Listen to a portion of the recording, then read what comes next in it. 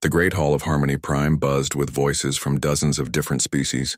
Ambassador Zexthor stood at the center podium, his blue skin gleaming under the bright lights. Around him sat representatives from across the galaxy, some with scales, others with fur, and a few that looked like walking trees. The Korath General Vexkul slammed his clawed fist on the table. His red eyes burned with anger. Why are we wasting time talking about these primitive humans? They barely have space travel. Zexthor raised his hands for silence. The hall grew quiet. He had been a diplomat for over 200 years. He had seen wars that destroyed entire star systems, but what he had witnessed on Earth still gave him nightmares. My friends, please listen carefully, Zexthor began. His voice was calm but serious. 3 months ago, I visited the planet called Earth. I went there as part of our standard first contact protocol. What I found there was disturbing. The Draxan commander leaned forward. His metal implants clicked as he moved. Disturbing how? They have no advanced weapons. Their ships are slow and clumsy. Zexthor touched a button on his podium. A holographic display showed images of Earth. Green continents surrounded by blue oceans appeared in the air. It looked peaceful and beautiful.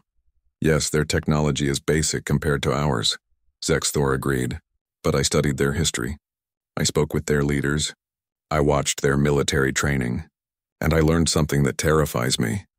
He paused and looked around the room. Every alien was watching him now. Humans do not fight wars the way we do. When we fight, we try to win with the least cost. We calculate risks. We retreat when the odds are bad. We surrender when defeat is certain. The Korath general laughed. Exactly. That is how intelligent beings fight.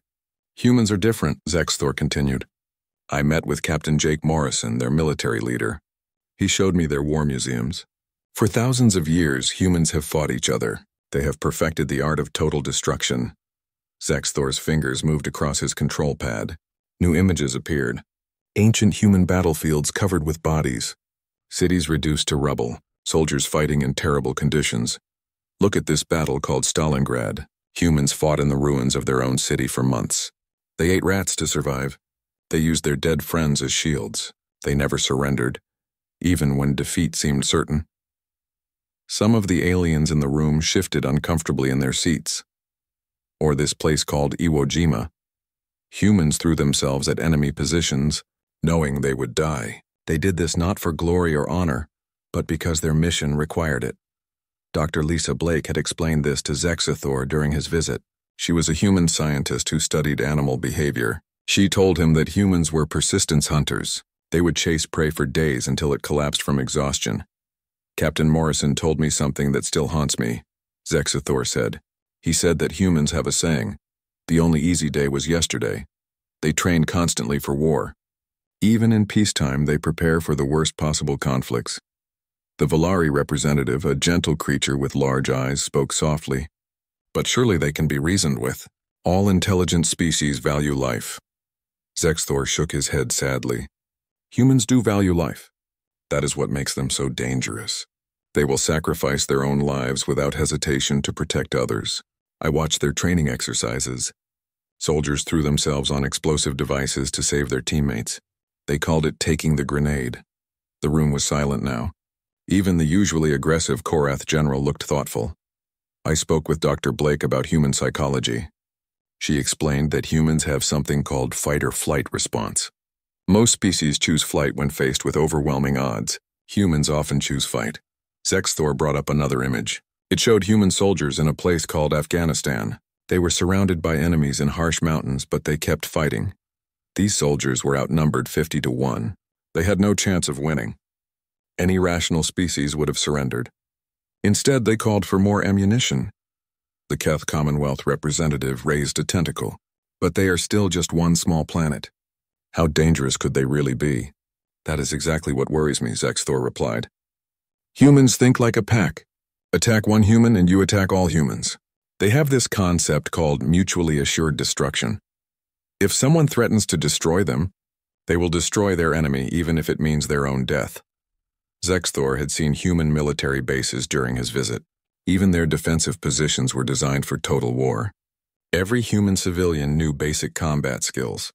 Their children played war games for fun. Captain Morrison showed me their nuclear weapons. Zexthor continued. Bombs that can destroy entire cities. They built thousands of these weapons and pointed them at each other for decades. They were willing to end their own civilization rather than surrender to their enemies. The Korath general stood up. His massive frame towered over the other aliens. You are trying to scare us with stories, old Valari. These humans are just another primitive species. We have conquered hundreds of worlds. Have you ever fought a species that views death as acceptable? Zexthor asked quietly. Have you ever faced an enemy that will turn their own bodies into weapons? Have you ever met beings who see retreat as impossible? The general's red eyes narrowed. No species is that insane. Humans are not insane, Zexthor said. They are practical. Dr. Blake explained that humans evolved on a deathworld. Everything on their planet tried to kill them. Other predators, diseases, weather, even the plants were poisonous. They survived by becoming the most efficient killers their world had ever seen. Zexthor touched his control pad one final time. The display showed human sports and entertainment. Boxing matches where humans hit each other until one fell unconscious. Racing events where they drove vehicles at deadly speeds for fun. They train for violence as recreation, he said. Their children play with toy weapons. Their stories celebrate warriors and soldiers. Their entire culture is built around the concept of never giving up. The hall remained silent for a long moment. Finally, the Korath general spoke again. His voice was less confident now. Even if what you say is true, they are still just one planet. We have entire fleets. Zexthor looked directly at the general. His voice was grave and serious. General Vexkul, I have studied warfare across 1,000 worlds. I have seen the rise and fall of mighty empires. Never have I encountered a species like humanity. They do not just fight to win. They fight as if their very existence depends on absolute victory. He paused and looked around the room one more time. Attack them, and you will awaken something that should remain sleeping. You will face an enemy that sees death as just another tool of war. You will fight beings who would rather die than kneel. The warning hung in the air like a dark cloud, but Zexthor could see in the general's eyes that his words had fallen on deaf ears. The Korath Empire would learn the hard way. 3 weeks after the council meeting, General Vexkul stood on the bridge of his flagship. He stared at the small human research station through the view screen. The place called New Haven looked weak and defenseless. Only 12 humans worked there, studying rocks and plants from the planet below. Sensors show minimal defenses, his lieutenant reported. 1 security guard and some basic shields. This will be easy. Vexkul smiled, showing his sharp teeth. Perfect. We will show the galaxy that humans are nothing special. Send in the assault team. Dr. Sam Rodriguez was examining soil samples when the alarm started screaming. He looked up from his microscope as red lights flashed throughout the research station. His hand shook as he reached for the communication device. Alex, what's happening? He called to the security office. Alex Turner's voice crackled through the speaker. Unknown ships approaching fast. They're not responding to our signals. Everyone needs to get to the emergency shelter now. But there was no time. The alien ships landed outside the station with a thunderous crash. Armed Korath soldiers poured out, their weapons gleaming in the artificial light. They expected the humans to surrender immediately. They were wrong. Dr. Rodriguez had served in the military before becoming a scientist. When he heard the explosions at the main entrance, old training took over. He grabbed a laser cutter from his workbench and ran toward the sound of fighting. Alex Turner had already barricaded himself in the security office. The single human guard was outnumbered 20-1, but he did not even think about giving up. He used the station's own systems against the invaders, sealing blast doors to trap them and cutting power to areas they controlled. Rodriguez, can you hear me? Alex's voice came through the emergency channel. I'm here, Sam replied, hiding behind an overturned table as alien weapons fire filled the corridor. What do we do? We fight, Alex said simply. Help me turn this place into a maze. The 2 humans began a deadly game of cat and mouse with the Korath soldiers. Sam used his knowledge of the station's layout to move unseen through maintenance tunnels.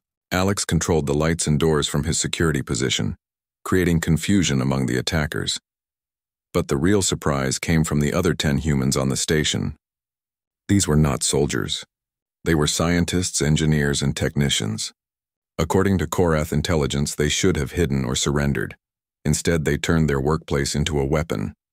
Dr. Mary Foster, a chemist, mixed cleaning supplies to create poisonous gas. She released it into the ventilation system, forcing the Korath soldiers to wear their emergency masks. Engineer Pete Williams rewired the power grid to electrify door handles and handrails. Biologist Kate Adams released the station's laboratory animals, including some very aggressive specimens from the planet below. The Korath soldiers found themselves fighting an enemy that seemed to be everywhere and nowhere. Lights would go out suddenly, leaving them blind in unfamiliar corridors. Doors would slam shut, separating them from their teammates. The very air became dangerous to breathe. General Vexcool watched the battle from his ship with growing anger. What is taking so long? It is just 12 humans. His lieutenant checked the reports coming from the assault team. Sir, they are not fighting like we expected. They are using the station itself as a weapon. Impossible. Send more troops. But sending more soldiers only made things worse. The humans had turned the research station into a death trap. Every corridor was dangerous. Every room could be a trap. The Korath soldiers began to panic as their numbers dropped. Sam Rodriguez had found the station's emergency supplies. Among them was a case of mining explosives meant for geological research. He did not hesitate to arm them and set traps throughout the station.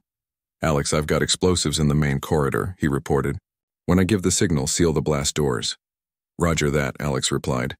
I've got 6 soldiers heading your way. Sam waited in the darkness, his heart pounding. He could hear the heavy footsteps of the alien soldiers approaching. They were talking in their own language, probably discussing how to capture the station quickly. When they reached the center of the corridor, Sam triggered the explosives. The blast shook the entire station. When the smoke cleared, the corridor was gone, along with the 6 Korath soldiers. Alex immediately sealed the emergency doors, trapping the remaining attackers in different sections of the station. Dr. Foster had been busy too. She had created a batch of acid from laboratory chemicals and was using it to dissolve the alien armor. Engineer Williams had rigged the artificial gravity system to randomly switch on and off, making it impossible for the soldiers to move normally. But the humans were not finished. Kate Adams had released a particularly nasty species of insect from the planet below. The creatures were harmless to humans but extremely aggressive toward anything else. They swarmed the alien soldiers, biting through gaps in their armor. General Vexcool could not believe what he was seeing. His elite soldiers were being defeated by a handful of scientists using laboratory equipment and maintenance tools. Sir, the assault team is requesting evacuation, his lieutenant reported nervously. Evacuation? They outnumber the humans 2 to 1. Sir, we've lost contact with most of the team. The survivors are... The lieutenant paused, listening to his communication device. They're saying the humans are like demons. They fight without fear. That was when the UES Liberty arrived. Captain Ben Hayes had been patrolling the outer system when he received the distress call from New Haven. His ship was small and lightly armed, but he did not hesitate to respond. This is Captain Hayes to New Haven Station. What's your status? Alex Turner's voice came through the radio, calm despite the battle raging around him. We've got Korath soldiers all over the station. We're holding them off, but we could use some help. Holding them off? Captain Hayes looked at his tactical display in amazement.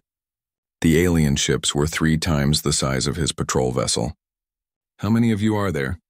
12 of us, maybe 30 of them left, Alex replied casually. We've been keeping busy. Captain Hayes stared at his screen. A dozen civilians were fighting off an alien assault force and actually winning. It should have been impossible. Hold on, New Haven, cavalry's coming. The Liberty opened fire on the Korath ships with everything it had. The aliens, already confused and demoralized by their losses on the station, did not fight back effectively. Most of their soldiers were either dead or trapped inside the research facility. When General Vexcool saw the human ship attacking, he made a decision that would haunt him forever. Instead of staying to fight, he ordered a retreat. Sir, what about our soldiers on the station? His lieutenant asked. Leave them, Vexcool snarled. We are getting out of here before more human ships arrive. The Korath flagship jumped to hyperspace, abandoning their assault force. Captain Hayes docked with the research station and led a small team inside. What he found amazed him. The station looked like a war zone, but the humans were all alive. They had turned their peaceful research facility into a fortress and defeated a professional military assault. How did you do this? Hayes asked Dr. Rodriguez. Sam shrugged, still holding his improvised weapons. We did what we had to do. Nobody attacks our people and gets away with it. The surviving Korath soldiers were found in various parts of the station, either unconscious from gas trapped behind sealed doors, or cowering in corners covered with angry insects. They spoke in terrified whispers about humans who fought like possessed beings. When the rescue teams finally removed them from the station, the alien soldiers kept repeating the same words over and over. Demons. The humans are demons. News of the battle spread quickly through both human and alien communication networks. On Earth, people celebrated the brave defense of New Haven. In alien space, military leaders studied the reports with growing concern. A dozen human civilians had defeated a professional Korath assault force using nothing but scientific equipment and determination. If this was what humans could do when caught off guard, what would happen when they were prepared for war? General Vexkull tried to cover up his defeat, but the truth could not be hidden. Word reached Zexthor on Harmony Prime within days. The old diplomat read the reports with sadness but no surprise. He had tried to warn them. He had explained what humans were capable of when threatened. Now the galaxy would learn the hard way. Humanity was already mobilizing its forces, ships were being prepared, soldiers were being called to duty. The sleeping giant had been awakened, and it was very, very angry. General Vexkull paced back and forth in his command center. The defeat at New Haven had made him look weak in front of the Korath High Command. His reputation was ruined. He needed a victory to restore his honor. Sir, intelligence reports that the human colony on Riverside is lightly defended, his aide reported. Mostly farmers and settlers. Perfect for demonstrating our strength. Vexkull studied the tactical display. Riverside was a peaceful agricultural world with about 50,000 human colonists. The planet grew food crops that were shipped throughout human space. It seemed like an easy target. How many defenders? He asked. One small military garrison, maybe 200 soldiers. The rest are civilians with no combat training. The general smiled coldly. Excellent. Deploy the Death Commandos and 3 battle cruisers. This time, we will show the galaxy what happens to species that resist the Korath Empire. But General Vexkull had made a terrible mistake. He thought Riverside was just another farming colony. He did not understand that every human settlement was a potential fortress.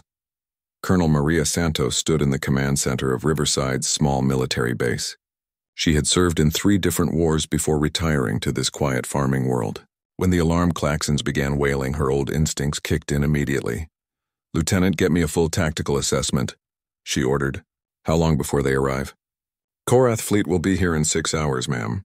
3 heavy cruisers and multiple troop transports. Maria nodded grimly. She had fought aliens before, but never in such overwhelming numbers. Her garrison had only 200 trained soldiers and some basic defensive weapons. Against a full Korath assault force, they did not stand a chance in a conventional battle. Fortunately, humans did not believe in conventional battles. Send word to all settlements, Maria commanded. Implement Protocol 7 immediately. Protocol 7 was something that every human colony learned but hoped never to use. It was the complete militarization of civilian society. Every farmer became a soldier. Every tool became a weapon. Every building became a fortress. Pete Johnson was working in his wheat fields when he got the emergency message. A 40-year-old farmer with calloused hands and a bad back, he seemed like an unlikely warrior. But Pete had served in the Marines before settling on Riverside. He knew exactly what Protocol 7 meant. He drove his harvesting machine back to the barn and opened a hidden storage compartment. Inside were military-grade weapons, explosives, and communication equipment.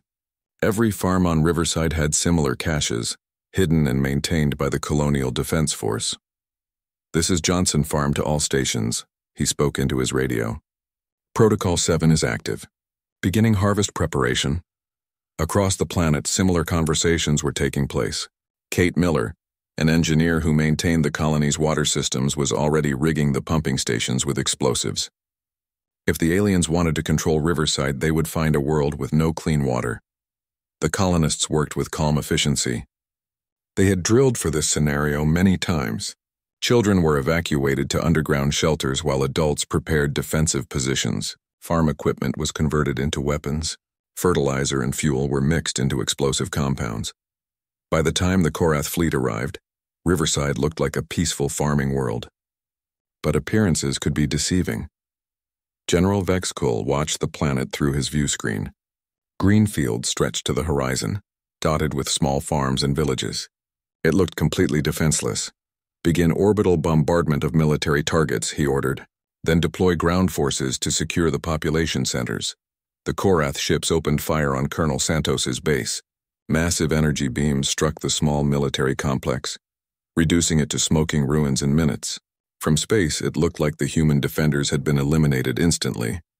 But Maria Santos and her soldiers were not in the base when it was destroyed. They had evacuated hours earlier, taking their weapons and equipment to hidden positions throughout the countryside. The base had been empty except for remote-controlled systems designed to make it look occupied. Phase 1 complete, Vexkol announced with satisfaction. Deploy the Death Commandos. 50 of the Korath Empire's most elite soldiers descended toward Riverside in armored landing craft. These were veterans who had conquered dozens of worlds. They expected this mission to be routine.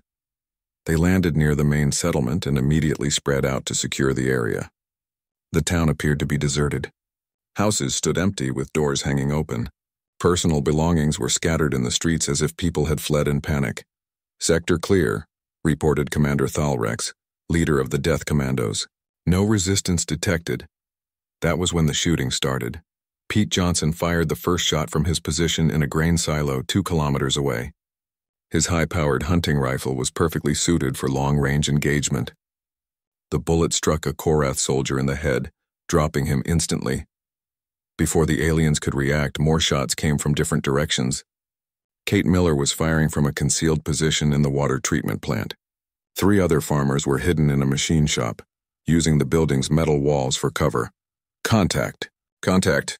Commander Thalrex shouted into his communicator, taking fire from multiple positions. But when his soldiers tried to return fire, they discovered something disturbing. The humans were not fighting from fixed positions. They would fire a few shots, then disappear completely. By the time the Korath soldiers reached their firing positions, the humans were gone. This was not conventional warfare. This was guerrilla fighting, and humans had been perfecting it for thousands of years. Colonel Santos coordinated the battle from a hidden command post in an abandoned mine. She watched through hidden cameras as the Korath soldiers stumbled around the empty town, trying to find enemies who seemed to be everywhere and nowhere. Johnson, fall back to position 3, she ordered through her radio. Miller, prepare the water trap. Kate Miller smiled grimly and pressed a button on her remote control. Hidden charges detonated underneath the town's main street, rupturing water mains and sewage lines. Within minutes, the center of town was flooded with a disgusting mixture that made movement difficult for the heavy Korath soldiers. Meanwhile, Pete Johnson had moved to his 3rd firing position of the day. He was using the colony's network of irrigation tunnels to move unseen across the battlefield. Every few minutes, he would emerge long enough to take another shot, then disappear back underground. The Death Commandos were becoming frustrated and frightened. They had been trained to fight conventional armies, not invisible enemies who struck without warning. Every building could hide a sniper. Every shadow might conceal an ambush. Sir, we need reinforcements, Commander Thalrex reported to General Vexkol. The humans are not fighting according to normal tactical doctrine. Vexkol stared at his tactical display in disbelief. His elite soldiers were being picked apart by farmers and shopkeepers. Send down the 2nd wave. All ground forces immediately. More Korath ships descended toward Riverside carrying hundreds of additional soldiers. But as they approached their landing zones, something unexpected happened. The humans had been waiting for this moment. Hidden throughout the countryside were surface-to-air missile systems, carefully concealed and operated by colonists with military training. When the transport ships came within range, the sky lit up with explosions. 3 alien ships were destroyed before they could land. The others were forced to crash land in areas chosen by the humans, open fields with no cover, surrounded by defensive positions. General Vexkol watched in horror as his invasion force was systematically destroyed by an enemy that should not have existed. According to all intelligence reports, Riverside was defended by farmers and shopkeepers. There were no military installations, no heavy weapons, no trained soldiers, but the intelligence had been wrong. Every human colonist was a potential soldier. Every farm was a potential fortress. Every tool was a potential weapon. Colonel Santos had learned these lessons in her previous wars.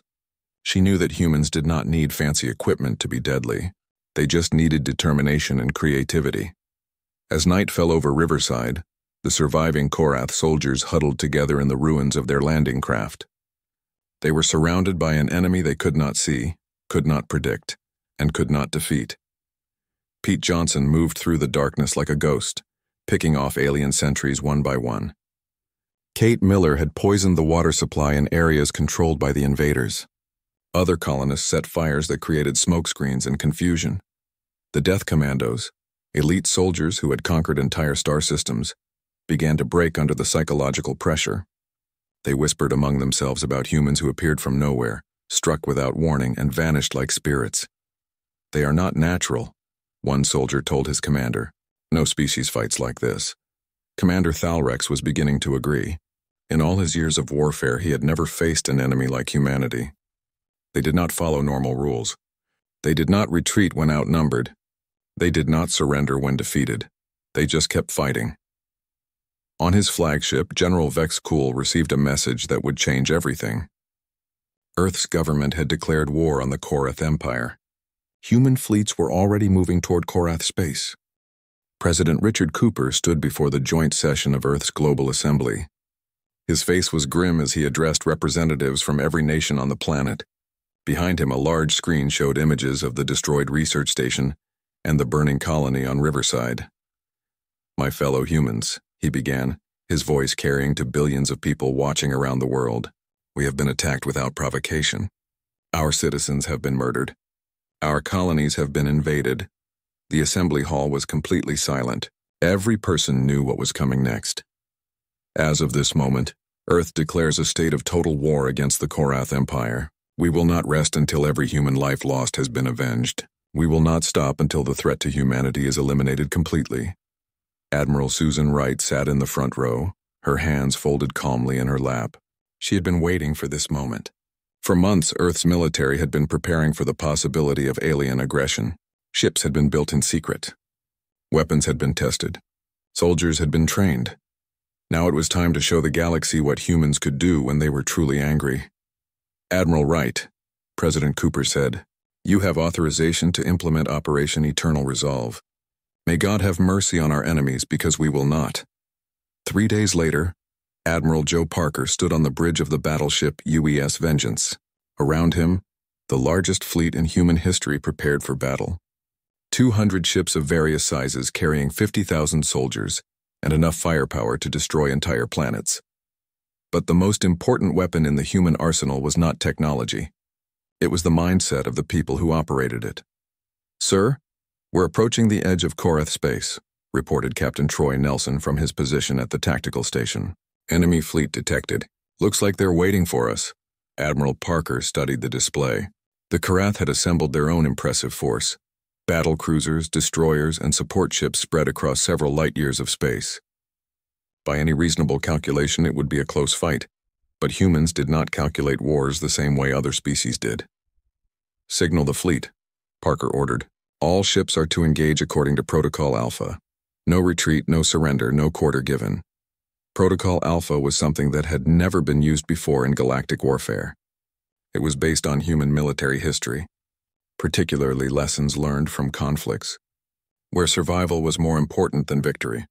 The first alien species to encounter it were completely unprepared. General Vex Cool commanded the Korath fleet from his massive dreadnought.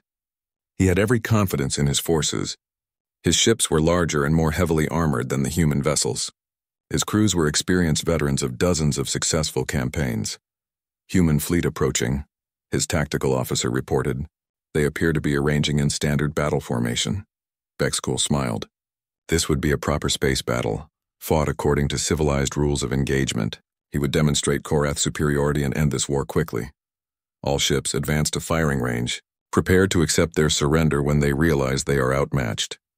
But the humans did not advance in standard formation. Instead, their smaller ships suddenly accelerated to maximum speed, racing directly toward the Korath battle line.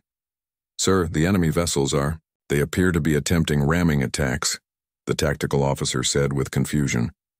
"Impossible. No intelligent species would sacrifice ships in suicide attacks." The tactical officer was wrong. Captain Nelson's destroyer UES Liberty struck the first Korath cruiser at nearly the speed of light. The collision destroyed both ships instantly, creating a massive explosion that damaged 3 other alien vessels. But the Liberty was not alone. A dozen other human ships followed the same tactic, ramming into Korath vessels without hesitation. In less than 5 minutes, the alien battle line was in chaos. "This is madness," General Vexkull shouted. "They are throwing away their ships." Admiral Parker watched the battle from his flagship with cold satisfaction. The ramming attacks were just the beginning. While the Korath fleet was distracted by the suicide ships, the main human force moved into optimal firing positions. "All batteries, open fire," Parker commanded. "Target their command ships first." The human fleet unleashed everything it had. Energy weapons, missile barrages, and kinetic projectiles filled space with destruction. But what shocked the alien commanders was not the firepower. It was the tactics. Human ships continued firing even when their weapons were damaged. Crews kept fighting even when their ships were crippled. When the UES Defiance lost its main engines, Captain Amy Clark ordered her crew to detonate the ship's reactor next to an enemy dreadnought. "These humans are insane," whispered the Korath tactical officer. "They fight like they want to die." General Vexkull was beginning to understand what Ambassador Zexthor had tried to warn them about. Humans did not fight to win according to normal rules. They fought to achieve total victory regardless of the cost. The Draxon Collective had sent ships to support their Korath allies. Commander Brickstall watched the battle with growing horror. His own species was known for aggressive tactics, but this was beyond anything in his experience. "Sir, recommend immediate withdrawal," his aide suggested. "The humans are unnatural." But withdrawal was not possible. Human ships had surrounded the entire alien fleet. Any vessel that tried to retreat was immediately attacked by multiple enemies. The humans were not interested in capturing territory or accepting surrender. They wanted complete annihilation. Dr. Amy Clark had trained in psychological warfare before becoming a ship captain. She understood that the best way to defeat an enemy was to break their will to fight. As her ship drifted closer to the enemy formation, she opened a communication channel to the alien fleet. "Attention Korath and Draxon forces," she broadcast calmly. "You have attacked human civilians. You have murdered innocent people. There will be no negotiation. There will be no mercy. We will hunt down every ship, every base, every world that supported this aggression." Her words were translated by the alien communication systems and heard throughout the enemy fleet. The effect was immediate and terrifying. "Surrender is not an option," Dr. Clark continued. "Retreat is not possible. You will fight until every one of your ships is destroyed, or you will die trying to escape. Either way, you will die today." The psychological impact was devastating. Alien crews began abandoning their posts. Some ships tried to surrender, but the humans ignored their signals and continued attacking. Other vessels attempted to flee, only to be run down and destroyed by faster human pursuit craft. Commander Brickstall of the Draxon Collective made a decision that saved his life, but destroyed his military career. He ordered his ships to withdraw from the battle zone immediately. "Sir, we cannot abandon our allies," his aide protested. "Our allies are already dead," Brickstall replied grimly. "And if we stay here, so are we." The Draxon ships jumped to hyperspace, leaving the Korath fleet to face the humans alone. Word of their retreat spread quickly through alien communication networks. If the aggressive Draxon Collective was afraid to fight humans, what did that say about humanity's combat capabilities? General Vexkull found himself commanding a fleet that was falling apart around him. His ships were being destroyed faster than he could count them. His crews were in panic. His allies had abandoned him, and the humans kept coming. "Sir, we have to surrender," his aide pleaded. "We cannot win this battle." "Humans do not accept surrender," Vexkull said quietly. He had finally understood what Zexthor had tried to tell the Galactic Council. "They will keep fighting until we are all dead." The Battle of Korath Prime lasted 18 hours. When it was over, the human fleet had lost 60 ships and 15,000 personnel. The alien force had been completely destroyed. Not a single Korath or Draxon vessel escaped. Admiral Parker stood among the wreckage of what had once been the pride of the Korath military. His victory had been total, but it had come at a terrible price. Good humans had died to achieve it, but that was the human way of war. Victory at any cost. Success regardless of sacrifice. Across the galaxy, Alien governments received reports of the battle with growing fear. Humanity had revealed military capabilities that defied all understanding of civilized warfare.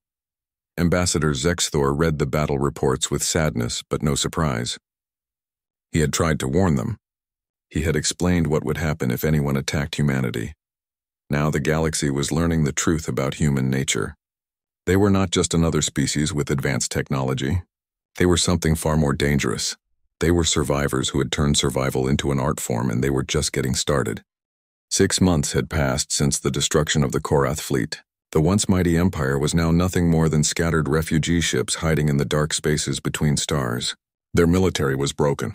Their government had collapsed. Their people lived in constant fear of human retaliation.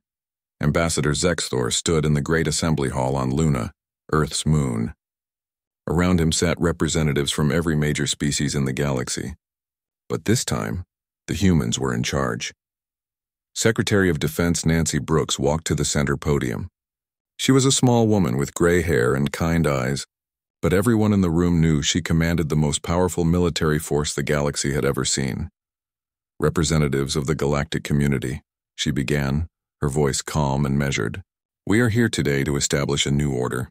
An order based on peace, cooperation, and mutual respect.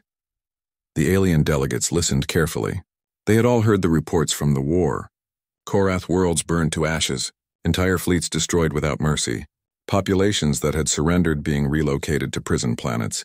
But they had also heard other stories.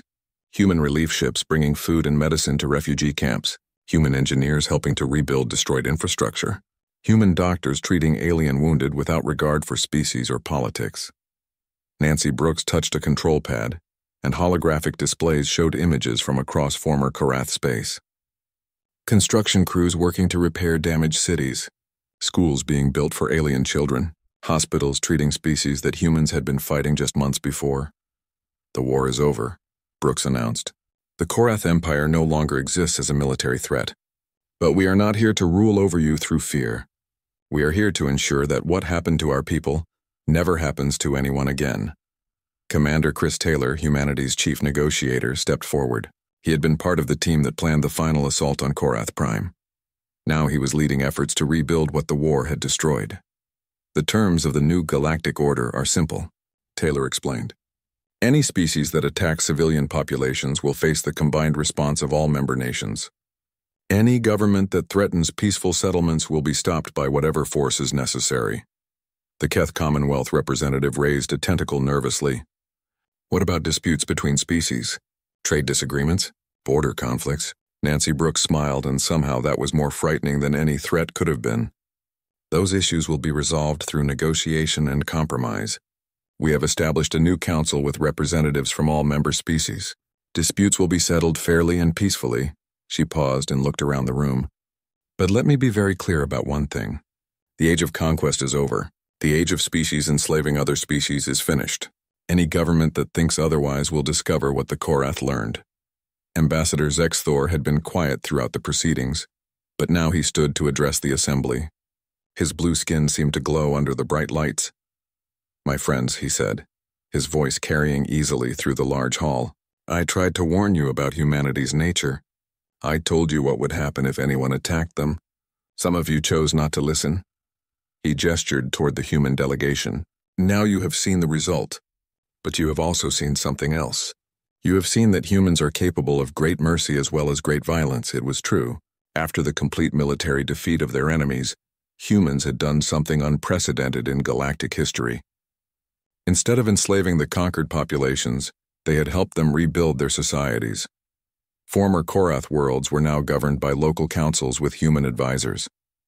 The economy was being restored with Earth's help. Children who had been taught to hate humans were now learning alongside human teachers. I have studied humanity for over a year now, Zexthor continued. I have seen their capacity for destruction, but I have also seen their dedication to protecting the innocent and helping those in need. Nancy Brooks nodded respectfully toward the old diplomat. Ambassador Zexthor has been instrumental in helping us establish this new order. His wisdom and experience have prevented many potential conflicts. The truth was that most alien species were terrified of humanity. After witnessing human military capabilities, no government wanted to risk provoking Earth's anger. But fear alone could not create lasting peace. That was why humans had chosen a different approach. Commander Taylor activated another holographic display. This one showed trade routes, communication networks, and cultural exchange programs spreading throughout the galaxy. "We are not interested in ruling an empire," he explained. "We want to be part of a community where all species can prosper and grow without fear of aggression." The Draxan Collective representative, one of the few surviving officers from the Battle of Korath Prime, stood slowly. His metallic implants clicked as he moved. "What guarantees do we have that humans will not become conquerors themselves?" he asked. "Your military power is greater than anything we have ever seen. What stops you from taking whatever you want?" Nancy Brooks considered the question carefully. It was one that many species were asking privately. "Our history stops us," she said finally. "We have seen what happens when one group tries to dominate all others. We have fought those wars on our own world. We know the cost of tyranny." She touched her control pad again. New images appeared showing scenes from Earth's history. Ancient battles, fallen empires, the rise and fall of civilizations. Every human child learns about the dangers of unchecked power. We study the mistakes of our past so we do not repeat them. Our greatest strength is not our weapons or our ships. It is our memory of what we have overcome. Commander Taylor added, "We also have something else that prevents us from becoming tyrants. We have each other. Human society is built on the idea that power must be shared, that decisions must be made collectively." The assembly was quiet for a long moment.